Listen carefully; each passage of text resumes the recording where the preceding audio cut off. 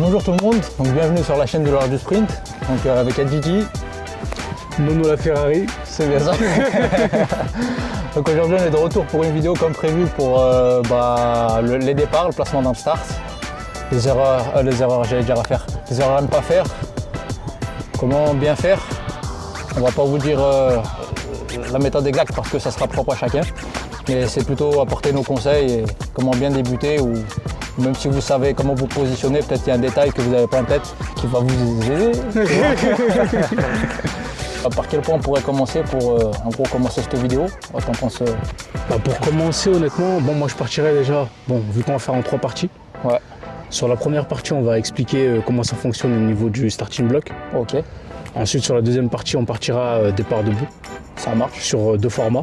Ok. Et enfin pour finir, vidéo explicative sur les erreurs à ne pas faire. Ouais. Et après si on a des petites astuces à fournir, on peut donner des astuces derrière.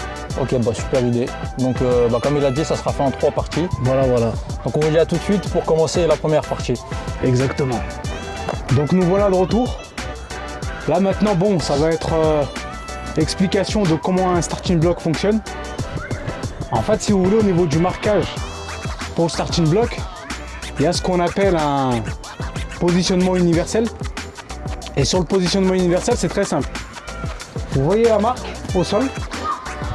Ça va être la marque sur laquelle, en fait, si vous voulez, vos doigts, ils vont être positionnés. Comme ça. Donc, cette marque-là, je vais mettre mon pied légèrement vers l'avant. Le starting block, il faut qu'il soit à peu près centré, de manière à ce que quand vous partez, vous partez droit au niveau du couloir. Donc là, je vais le prendre. Donc, j'ai un pied devant. Ici, vous allez le positionner à ce niveau-là. Donc là, je suis à peu près droit par rapport à mon couloir. Ce que vous faites, c'est que vous avancez, vous écrasez tranquillement. Dès que vous sentez que c'est à peu près enfoncé, vous pouvez écraser comme ça de cette manière-là, histoire d'être sûr que ça s'enfonce bien, pour pas glisser quand vous allez partir. Ensuite, à l'avant, vous appuyez sans trop forcer, sinon ça risque en fait de lever les picots qui sont vers l'arrière. Maintenant, après ça dépend de chacun. Si vous partez de la jambe gauche, ça va être à droite que vous allez prendre vos 2 pieds. Si vous partez de la jambe droite, ça va être à gauche que vous allez prendre vos 2 pieds. Donc jusque là, je viens, je prends mes marquages, 1, 2, là, je suis pas trop mal. Après, si vous sentez, je dis bien si vous sentez que votre la pointe de votre pied, elle touche pas le start. J'ai juste une petite question. Mais en gros, pour les personnes qui partent jambe droite, jambe gauche, ils font comment pour savoir ceux qui savent pas C'est simple en fait, si vous voulez, je me mets là comme ça. Vous me voyez? Vous vous laissez tomber et vous voyez quelle jambe en fait va vous rattraper. La jambe qui vous rattrape, c'est votre jambe d'appui. Jusque là, on est clair? Sinon, il y a autre chose. C'est que Adjidji, s'il se mettait derrière moi, en fait, je me mets comme ça. Vous poussez la personne, tu peux venir aussi. Et si je demande à Adjidji de me pousser, vous voyez, automatiquement, c'est ma jambe gauche qui part devant. Et si ma jambe gauche, elle part devant, c'est-à-dire que c'est celle-là qui va être devant quand je vais partir avec le start. Voilà, ça, c'était une subtilité. Donc maintenant, je reprends mes marques.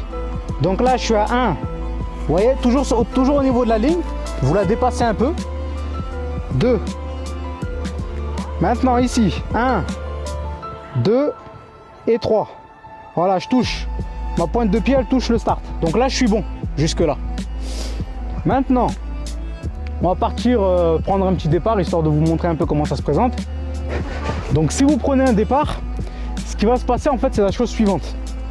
Vous essayez en fait de, comment dirais-je, réveiller un peu l'influx nerveux. Il y a plusieurs manières de le faire. Soit vous sautez comme ça, soit vous tapez un peu les cuisses, soit vous tapez le corps, vous faites comme vous le sentez. Mais il y a une manière de le faire et chacun est à l'aise en fonction de comment il le sent. Vous le faites à votre sauce. Donc jusque là tout va bien. Moi ce que j'ai tendance à faire, c'est qu'avant en fait d'aller chercher la jambe du fond, enfin le starting block du fond, ce que je fais des petits mouvements de flexion. Et là je recule. Et ensuite, je tapote pour être sûr qu'il est bien fixé au sol. Ensuite, deuxième jambe, on tapote. Jusque là, on est comme ça. Au niveau de l'alignement des mains, ce que vous devez faire, vous ne devez pas être trop éloigné. Parce que si vous êtes trop éloigné, ce qui va se passer, c'est que quand vous allez balancer vos bras ils vont partir un peu là-bas. C'est pas l'objectif. L'objectif, c'est que vos bras, ils soient alignés de cette manière-là. Et une fois que vous êtes aligné comme ça, ce qu'il faut, moi, ce que je fais, c'est que je penche un peu en avant. Comme ça, mon corps, en fait, il n'est pas comme ça. Donc, vous penchez un peu en avant, de cette manière. Là, vous vous redressez et vous poussez.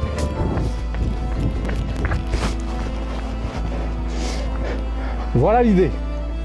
Donc ça, c'est une poussée. Là, j'ai poussé. Maintenant, je reviens sur un point qu'on n'a pas abordé.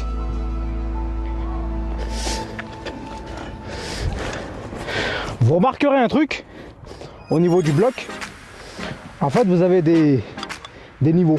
Bon, on va dire que ça, c'est le niveau 0, d'accord? Là, on monte au niveau 1, niveau 2 et niveau 3. En fait, le niveau 0, faut laisser tomber. De manière universelle, en fait, si vous voulez, en temps normal, ce qui se passe, c'est que quand on est un amateur, en fait, sur les deux blocs, le mieux, c'est de se mettre là.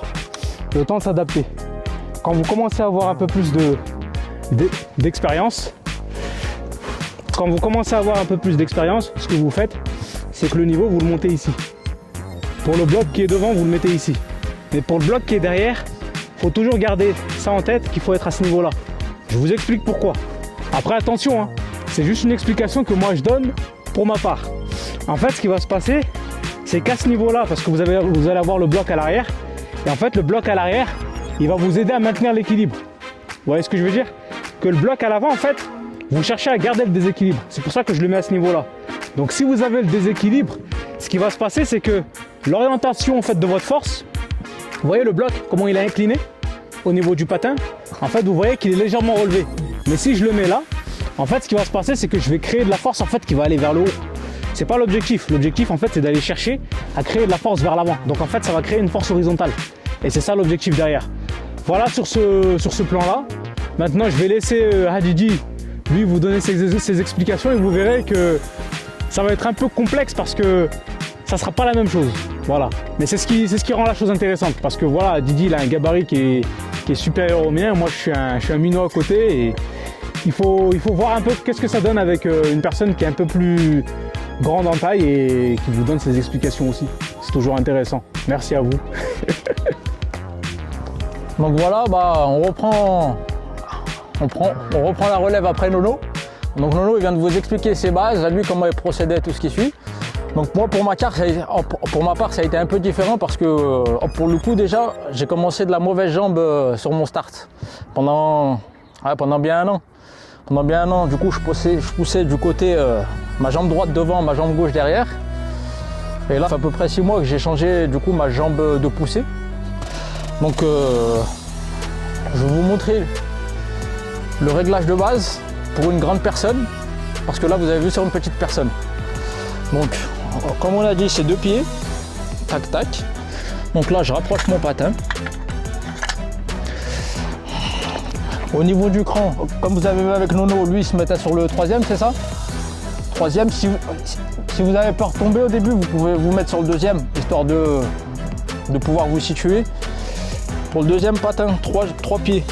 Tac, 1, 2, 3. On rapproche d'un cran. Tac, on se met en réglage de base. Donc, premier cran. Et là, je vais vous montrer une poussée. En gros, ce que ça donne. Pour ma part, pour activer le système nerveux, il n'y a pas.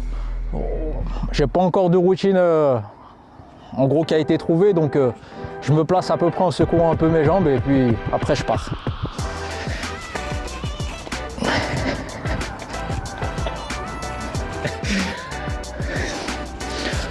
Donc là vous relâchez les épaules, comme il vous a dit Nourdine, au niveau de la largeur vous prenez pas trop large, vous prenez à peine plus large que les épaules et puis vous relâchez.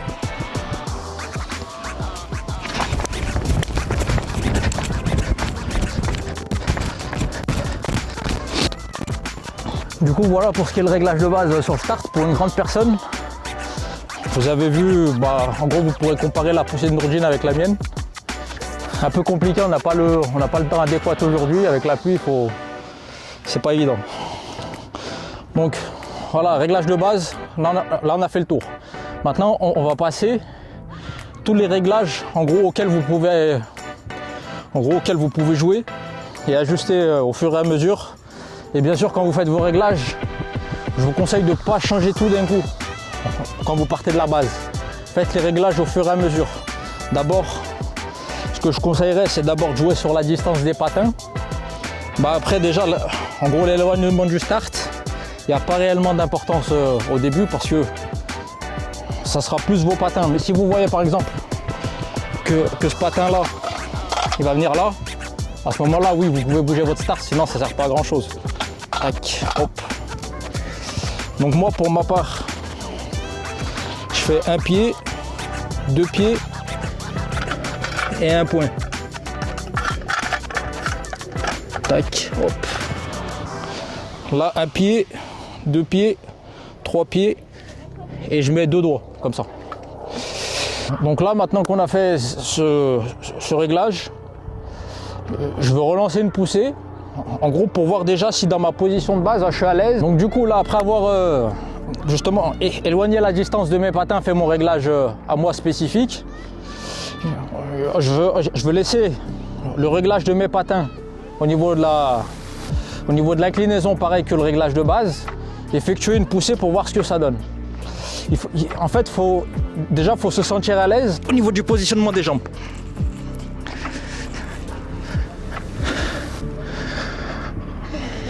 Là, par exemple, j'ai mis mon réglage, mais je me sens un peu loin. Pourquoi ? On va le faire brièvement. C'est parce que j'ai pas relevé mes patins à mon réglage au niveau de l'inclinaison, à ma propre inclinaison. Donc là, je vais vous montrer une poussée sans réglage de l'inclinaison.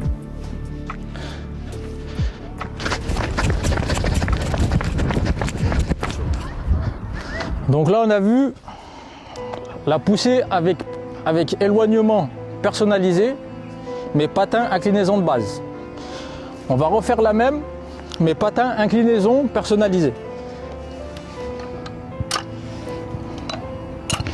Donc moi pour ma part, troisième cran. N'oubliez jamais d'écraser votre start devant derrière, sinon ça peut arriver, les glissades, ça arrive souvent.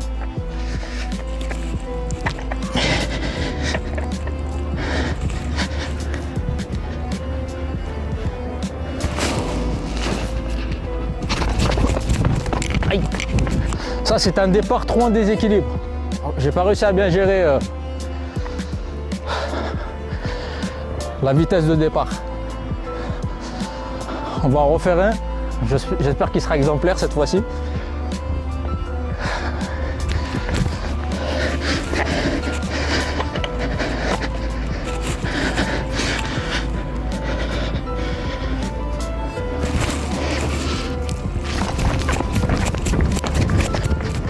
Donc là, bon, je reprends la main et ce qu'on va essayer de faire, c'est qu'on va vous expliquer un peu tout ce qui est relâchement quand on est dans le bloc.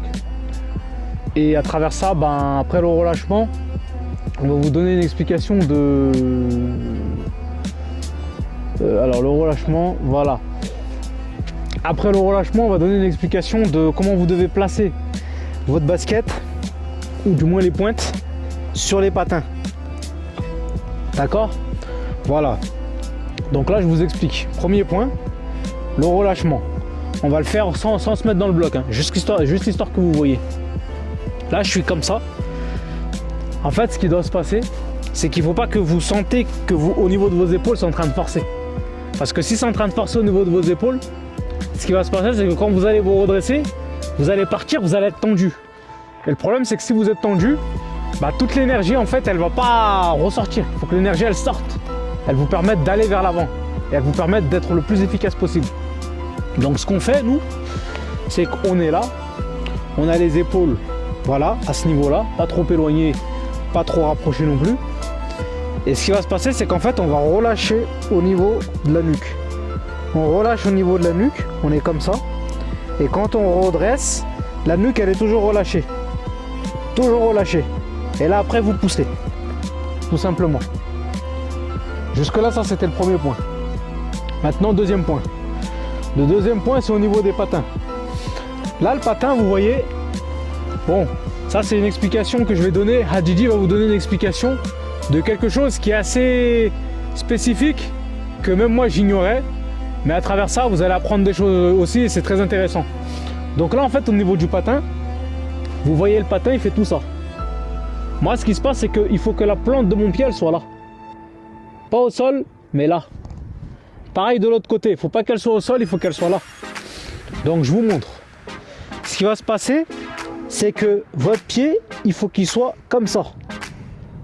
Sur le patin droit, sur le patin gauche, ça va être pareil. Et vous allez être comme ça. Votre pied n'est pas en train de toucher le sol. Tant que votre pied ne touche pas le sol, vous êtes en lévitation. Et c'est ça en fait qui va créer le déséquilibre. Et que quand vous allez vous relever, eh ben, vous allez arriver à pousser avec cette jambe.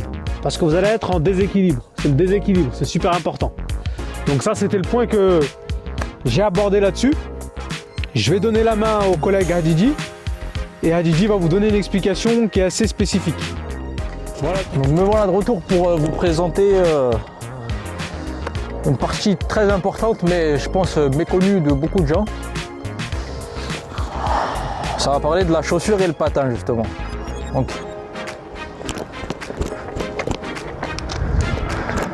ça c'est des Nike, ça c'est des Adidas.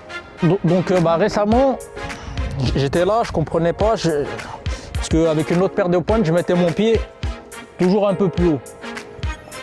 Mais quand j'ai changé de pointe, j'ai pas compris que, en gros, à la poussée, à chaque fois, je glissais. En gros, je pensais, moi, c'était moi qui posais mal mon pied, ou c'était pas moi qui posais mal mon pied, mais c'était la chaussure qui était d'une autre forme. En gros, la chaussure, selon les marques, vous n'aurez pas la même forme en dessous. En gros, il y en a.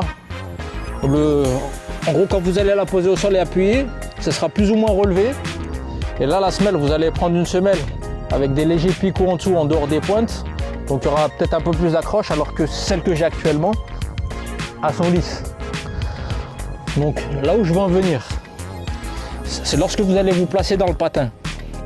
Avec une chaussure Nike, par exemple, avec une semelle un peu plus souple, lors de la poussée, ça va accrocher, ça ne va pas glisser. Avec l'Adidas, si je me mets en hauteur comme ça et je veux pousser, et en gros mon pied clairement qu'est-ce qu'il va faire? Il va faire ça, il va tomber.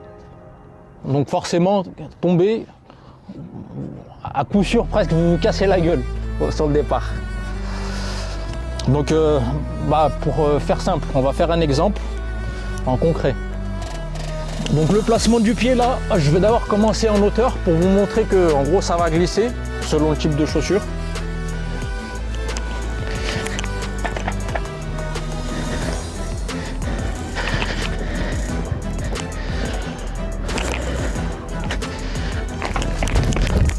Tu sais quoi, j'arrive même pas à pousser.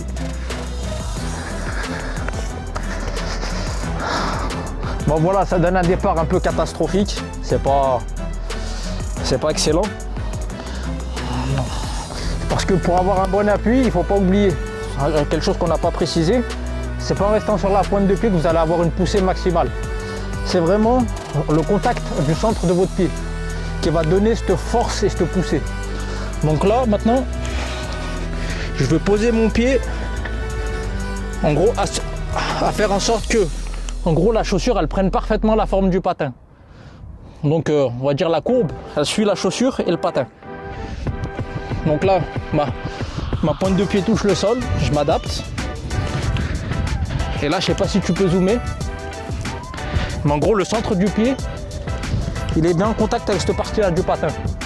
Donc en gros quand vous allez pousser, en gros, vous n'aurez pas la latence, en gros, de l'effet ressort qui part et qui rejette. Ça sera direct, instantané.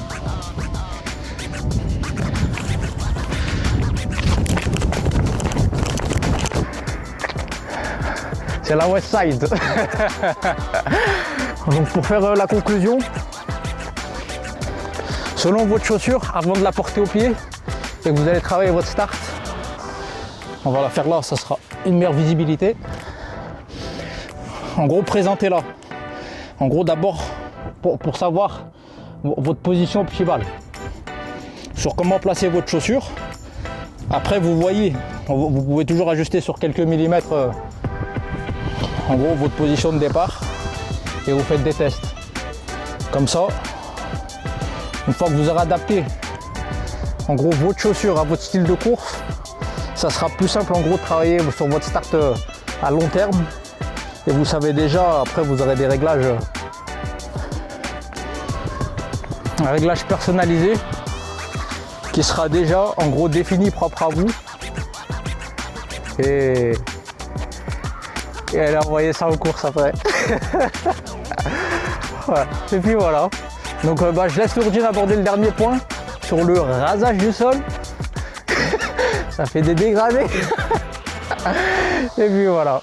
À tout de suite. Bon, maintenant, comme disait Didier, on va aborder le point du... Comme disait Didier, on va aborder le point du départ en rasant le sol, comme on dit. En rasant le sol. En fait, le concept, il est simple. Vous allez très vite comprendre. On rase le sol simplement en fait pour éviter que le talon en fait il ait tendance à trop se lever. On essaie de faire en sorte qu'il se lève le moins possible. Mais vous allez voir. Donc ce qui va se passer, je vais prendre un départ pour vous faire la démo.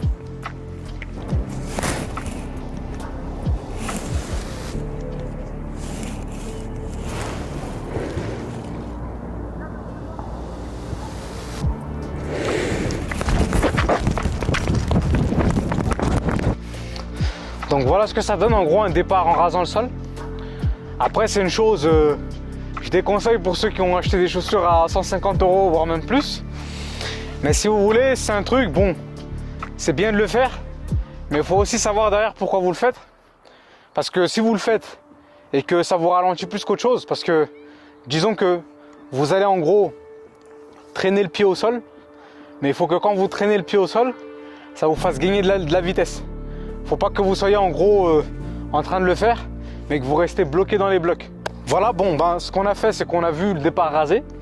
Et ce qu'il faut savoir, c'est qu'il y en a voilà, qui sont pas faits pour partir en départ rasé, comme on peut le dire, et qui en fait essayent quand même de garder le pied le maximum, le plus proche possible du sol, de manière à ce que derrière, en fait, ils n'aient pas un temps de latence en fait en ramenant la jambe derrière. Ça, c'est super important. Quoi qu'il en soit, en fait, tant que votre jambe en fait elle est proche du sol, vous êtes bon. Votre départ il sera optimal.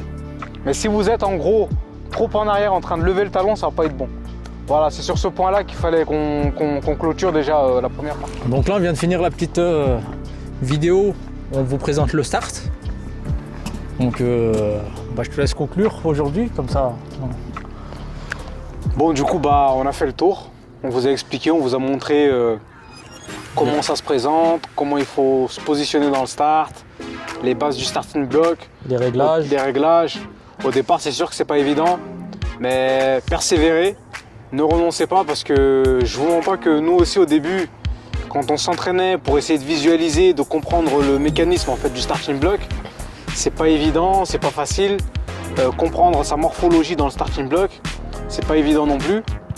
Donc nous, ce qu'on vous conseille surtout, c'est de persévérer, d'être fort, de ne pas renoncer, voilà, et d'essayer d'être le plus fort dans les deux domaines, que ce soit dans le starting block, que ce soit dans le positionnement debout ou dans d'autres choses, voilà, parce que le positionnement debout, c'est quelque chose aussi qu'il faut avoir de base.